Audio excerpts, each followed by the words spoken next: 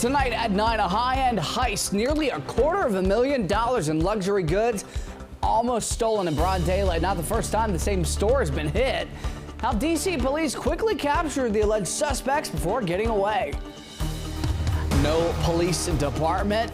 Time ticking before one Virginia community could lose their law enforcement arm. The local debate as residents chime in about their safety concerns.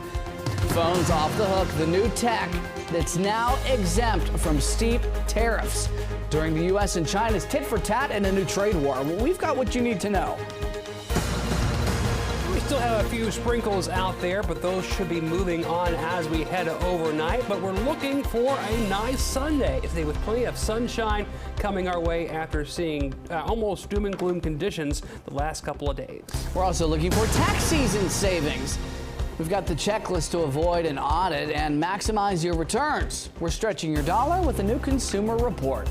You're watching the station covering all of the DMV. This is DC News Now. Good Saturday evening. Thank you for joining us for DC News Now at 9 o'clock. I'm Ben Dennis. We begin with breaking news from Loudoun County, Virginia. Police are investigating a stabbing outside of a grocery store in Ashburn. Deputies received reports of a stabbing in front of a Harris Teeter at the Broadland Center Plaza. Right now, they're asking everybody to avoid that area while police investigate. Stay with us on air and online as details unfold. Meantime, tonight, a family is without a home in Prince George's County. Fire officials say the house fire broke out around 6 p.m. on Jaywick Avenue. We're told flames were seen coming from the garage roof of the two-story house. Firefighters say those living inside did escape unharmed. 2 adults and 1 child are getting help from the Red Cross tonight. Some new details overnight. We have learned nearly $250,000 worth of merchandise was nearly stolen from a Chanel store in D.C., and 4 people have been arrested. Police say the heist happened at Chanel's Crystal City store just before 2 p.m. yesterday. It's in broad daylight. We're told a fire extinguisher was used to block employees' view before suspects stuffed a large duffel bag. Police say one of the suspects assaulted a store employee who happened to be a special police officer. When they took off, the door was damaged, but the officers caught them.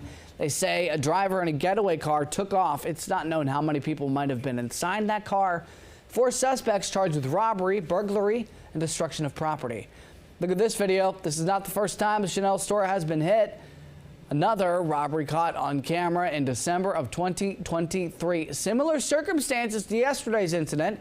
A fire extinguisher was used to cloud up the store and grab merchandise. Well, in Loudoun County, debate continues if one town will lose their police department of 100 years. Several local leaders there recently voted to advance a measure to scrap the police department, but now some residents hope to punish those very leaders. Dave Laval reports from Purcellville with the latest. A petition drive continues around Purcellville, Virginia, targeting 4 town council members, including the mayor and vice mayor. Organizers say they're getting closer to having enough signatures to put the issue on the November ballot. We're upset. Justin Otley showed it as he joined others who signed the recall petition. We're not okay with that, so we're going to try to make an impact.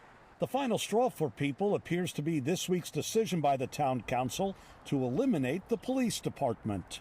I feel betrayed by what's happened recently. I've looked at the petitions, and I don't feel that they have significant merit. Mayor Christopher Berteau is among those who want the police department gone and replaced full-time by the Loudoun County Sheriff's Office.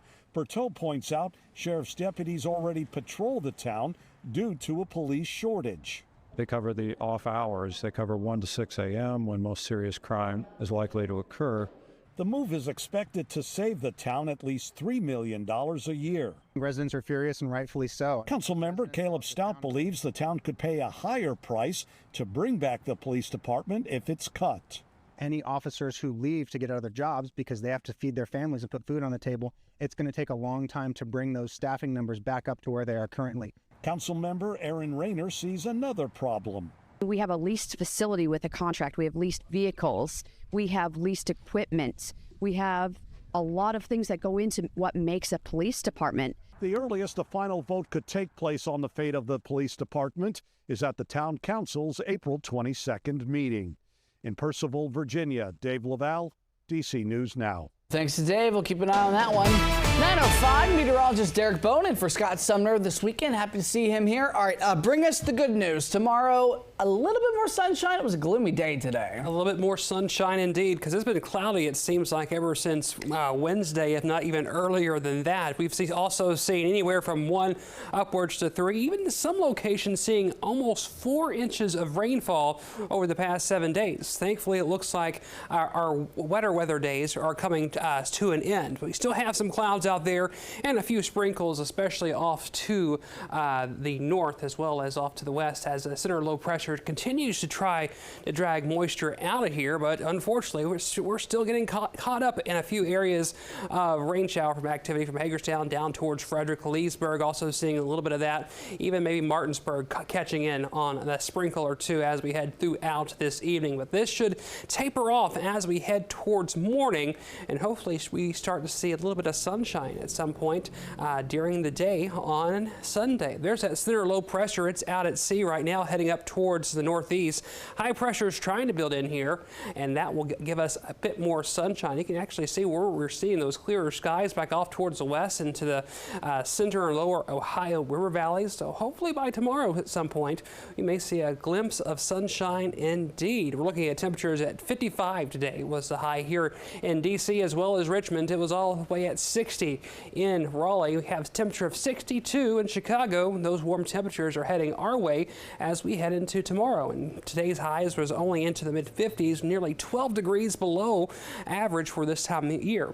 Low, however, was pretty much on par, but still, we're looking at temperatures to warm up over the next couple of days. All right, Derek, we'll see you in just a bit. Tonight, the Maryland man mistakenly deported to El Salvador is alive and secure inside a prison there. That is according to the U.S. government in brand new court documents filed today. This comes after a federal judge ordered the Trump administration to provide daily updates on his whereabouts and the work being done to return him to the country. The Supreme Court previously affirmed that order to bring Kilmar Abrego Garcia back to America. Supporters of 29-year-old Kilmar Abrego Garcia gathering outside Maryland federal court yesterday, merely 12 hours after America's high court ordered the U.S. government bring the young father back to the States from a notorious El Salvadoran prison. They need to do that as quickly as possible. Attorney Simon Sandoval Motionberg. The government attorney did say that they intend to comply with the order and bring him back. That's the bare minimum. They should have done that already. They've had plenty of time between the Supreme Court's order early yesterday evening and now. He should be here in the United States. It's a 5-hour flight. Federal District Court Judge Paula Zinnes ordering the government to share Garcia's whereabouts and precisely what they've done and will do to bring him back. A government attorney saying they're actively considering what could be done and noted it would take several agencies working together. No telling what may happen once on American soil. Federal law enforcement contends Garcia is a gang member. And there's no evidence in the record of any criminality, gang ties, any of that stuff. I mean, at this point, I have to assume that if they had any of that evidence, they would have filed it. Meantime, it's concerns over the lack of due process afforded to Garcia before being mistakenly deported that continues to draw pushback, including from lawyers like Congressman Glenn Ivey, who represents where Garcia and his family live in Prince George's County. I think this is the right way to go. Give him his day in court, and whatever that judge decides, that's the way it should go. But, you know, let's do it the right way, or, you know, so you don't have to do it over again. We are working to learn if the U.S. government also shared details to the court today on how they plan to bring Garcia back to the U.S. We'll keep you updated. All right, continuing coverage, a jury reached a verdict for a man who ran over a Montgomery County police officer and while driving more than 100 miles per hour. That man has been found guilty of assault, but the jury acquitted him, Rafael Mayorga, of first and second degree attempted murder, plus first degree assault. The jury determined Mayorga did not intentionally hit Sergeant Patrick Kep as police tried to stop his vehicle. Mayorga, who was 19 at the time of the crash in 2023, hit Sergeant Kep as he was putting out those stop sticks, as they're called, to deflate Mayorga's tires. Kep lost both legs in that crash, and prosecutors and local police are upset with the jury's verdict. The idea that he did not purposely do this to Officer Koepp is offensive to us. What we're disheartened by, what we're angry about, is that in this state, a 19-year-old can turn a 4,200-pound vehicle into a guided missile. Rafael Mayorga will be sentenced in August. He faces up to 28 years in prison. Earlier this year, Maryland State Legislature passed the Sergeant Patrick Koepp Act. It adds stricter penalties, including jail time for drivers going 30 miles per hour over the speed limit. 9:10 tonight in the district. A man is in the hospital after being stabbed in Northeast. This happened last night around 9:40 on Division Avenue near Sheriff Road, right on the Maryland line. Police say they sent the man to the hospital after he was found conscious and breathing. Latest update, his condition is unknown. No arrests have been made. Also in D.C., a man was arrested in connection to a carjacking that happened in February. Officers say 58-year-old Vincent Atchison approached the driver in Glover Park and assaulted her as she tried to get inside her car. He allegedly took her keys, drove off. The driver was treated for minor injuries, and the car was found the next day. Atchison was arrested on Thursday and charged with carjacking. Tonight, Virginians are pleading with lawmakers to help federal workers and contractors whose jobs have been cut by Donald Trump's DOGE team. Residents want Congress to draft emergency legislation to stabilize the economy in Northern Virginia, where many current and former federal workers live. Right now, there are about 1,300 unemployment claims from federal employees and contractors. New tonight, your next smartphone or computer has been sparred from tariffs. The Trump administration making an exception to those devices that are being shipped in from China, who's at the center of the newfound global trade war with the U.S. The U.S. Customs and Border Protection says they will also exempt hard drives, flat panel monitors, and machines used to make semiconductors. Big news here. Your next phones and those other tech items won't face the current 145% tariff on China or the 10% baseline tariff imposed almost everywhere else. TikTok just 3 days from the deadline to file your taxes. We got to get through it. Whether you're getting help from a tax preparer or a website like TurboTax, H&R Block, our Haley Mylon is working to stretch your dollar, sharing a tax day to-do list. Yep, the April 15th filing deadline is on Tuesday. Key things to keep in mind as you're getting everything together is gathering your payment information and having your identification numbers. You'll need your social security number or tax ID number, your bank account and routing numbers if you're opting for a direct deposit for a refund, your adjusted gross income, current address, pay stubs if you have them, a W-2 or 1099 form. Now, if you're looking to take advantage of tax credits, you need records for things like childcare, charitable donations, health care savings account contributions, retirement account contributions, and education expenses. If you're in Maryland, you can use Direct File. It's one of 25 states where you can do this. The IRS is estimating that a third of filings can be completed that way. Now, if you need more time, you can consider filing an extension. You still need to pay everything you owe by April 15th.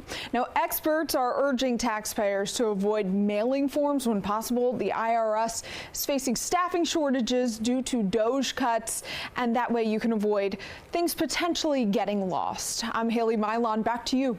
Our thanks to Haley. Well, the National Cherry Blossom Festival wrapped up today with a grand parade. Everything was pretty in pink, showcasing talent from across the country. Elaborate floats, marching bands, celebrity entertainers making their way down Constitution Avenue. All right, coming up on the news at 9, with the global trade wars intensifying, local wallets are feeling the heat. We're taking a look at how tariffs impact small business owners here at home and, yes, everyday shoppers. Later, there's a new way to travel, and with your Metro card, we're helping you stretch your dollar, how it could help rent bikes for free in D.C.